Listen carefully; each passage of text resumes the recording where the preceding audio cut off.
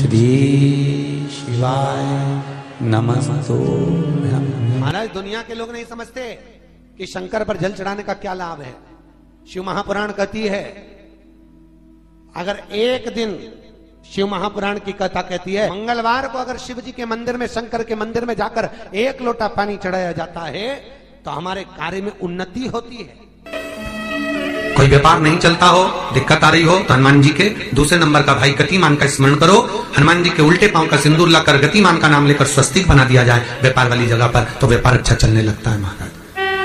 कोई व्यक्ति पैसा खा गया, नहीं दे रहा, बहुत परेशान हो गए, मांग मांग कर दे गए, नहीं दे रहा, हाथ जोड़ लिए, पांव जोड़ लिए, सब कुछ कर लिया, नहीं दे रहा, तो हनुमान जी के तीसरे नंबर का भाई रतिमान, रतिमान, गतिमान रतिमान, रतिमान का नाम लीजिए। पीपल के पत्ते पर लाल सिंदूर से जो व्यक्ति पैसा लेकर गया उसका नाम लेकर बहते हुए पानी में अपनी कामना कर रतिमान का नाम लेकर छोड़ दीजिए। 15 दिन में रतिमान ऐसी उतावली मचाता है कि उसको हाथ जोड़कर वो खुद फोन लगाकर बोलता भैया तेरा मैं पैसा लौटा दूंगा।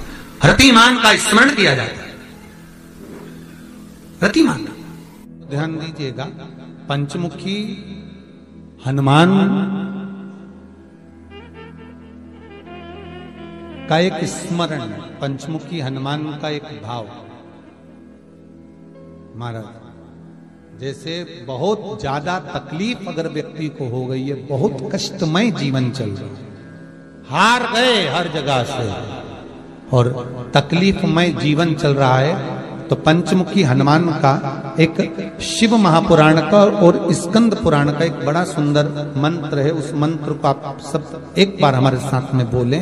ओम नमो हनुमते रुद्र अवताराय सर्व शत्रु संहारणाय सर्व रोग हराय सर्व वशीकरणाय रामदूताय स्वाहा।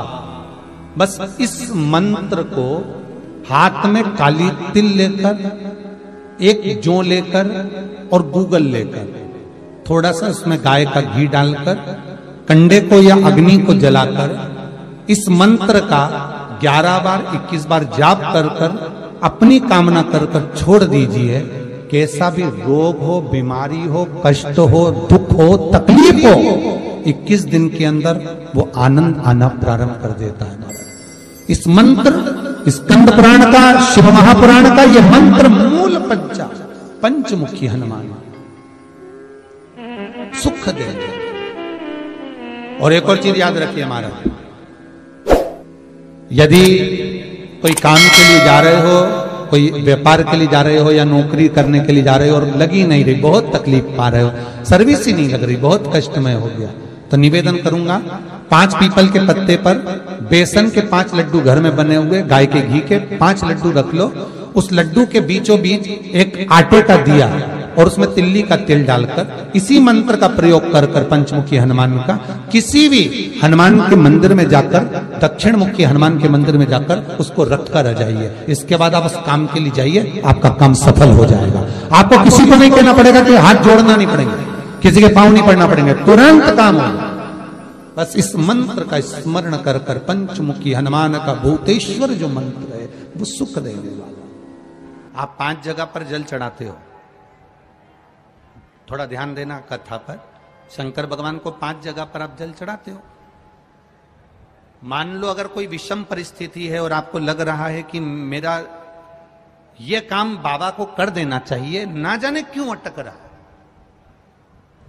मेरे भोलेनाथ जी को मेरा ये काम कर देना चाहिए, ना जाने क्यों अटक रहा है, तो जो जो जगह पर आप जल समर्पित करते हो, जिस जिस जगह पर आप जल समर्पित करते हो, जैसे गणेश जी की जगह पर जल समर्पित करते हो, सबको मालूम है ना, स्थान तो सबको मालूम है ना गणेश जी का। जैसे ये शिवलिंग है, ये जलाधारी है, ये 2 चरण जहां से जल चढ़ाते हैं तो ये पानी घूमकर यहां से नीचे चले जाता। अब जरा समझिएगा, आप जब शंकर जी के मंदिर, आपको लगे कि हमारा ये कार्य हो जाना चाहिए, ये कार्य हो क्यों नहीं रहा, आखिर में इतने दिन से लगी हूं, ये काम क्यों नहीं हो रहा, सबके काम हो रहे, मेरा क्यों नहीं हो रहा, तो विश्वास रखकर 5 सोमवार, 6 सोमवार, 7 सोमवार इसको कर कर देखिएगा। गणेश जी का स्थान जहां से पानी बहता है उसके सीधे हाथ पर, वहां पर एक बेलपत्र समर्पित कर कर थोड़ा सा जल वहां समर्पित करिए। षडानंद कार्तिकेय का स्थान एक बेलपत्र समर्पित कर कर थोड़ा सा जल वहां समर्पित करिए। अशोक सुंदरी का स्थान थोड़ा सा जल समर्पित करने से पहले एक बेलपत्र फिर जल। 3 स्थान। चौथा मां पार्वती जी का हस्त कमल, एक बेलपत्र समर्पित कर कर जल चारों तरफ चढ़ाने के बाद में 5वां शिवलिंग के ऊपर बेलपत्र समर्पित कर कर पूर्ण जल शंकर को समर्पित कर देना।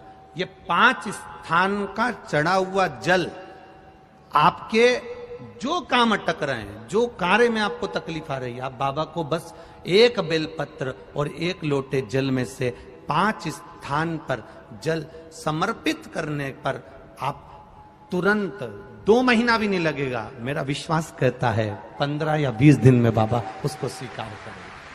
15 से 20 दिन। पहला जल कहां चढ़ाना है? जम के बोलो जरा। गणेश जी वाला स्थान। दूसरा कार्तिकेय वाला स्थान। अब इसको समझ लेना आप अच्छे से। हम ये नहीं कह रहे हैं कि तुम गणेश जी की मूर्ति पे चढ़ाओ, हमने ये नहीं बोला। हमने ये भी नहीं बोला कि कार्तिकेय जी की मूर्ति पे जल चढ़ाओ, हमने ये भी नहीं बोला कि माता पार्वती जी की मूर्ति पे जल चढ़ाओ। आप तो जो शिवलिंग रखा हुआ है और जो जलाधारी गोल है उस पे जो शिवलिंग रखा है, जहां से पानी बह रहा है, उसके राइट हैंड में गणेश, लेफ्ट हैंड में कार्तिकेय, बीच में अशोक सुंदरी, पार्वती जी का स्थान, हस्तकमल और ये शिवलिंग।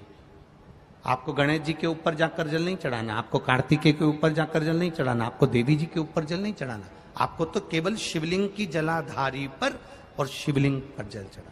पहला स्थान बोलते जाओ जम के, केवल जल नहीं, बेलपत्र फिर जल। दूसरा कार्तिकेय, तीसरा अशोक सुंदरी, चौथा अब पार्वती जी को जो तुम जल चढ़ाओगी और बेलपत्र चढ़ाओगी उसमें तुम्हारा स्मरण होना चाहिए। तुम कहां बैठी हो जल चढ़ाने के लिए, तुम्हारा ध्यान कहां है, कहां बैठकर शंकर जी को जल चढ़ाना चाहिए। आपको पहले भी कथा में कहा, जहां से जलाधारी का पानी बह रहा है इसके ठीक विपरीत जगह में आप यहां बैठ जाओ।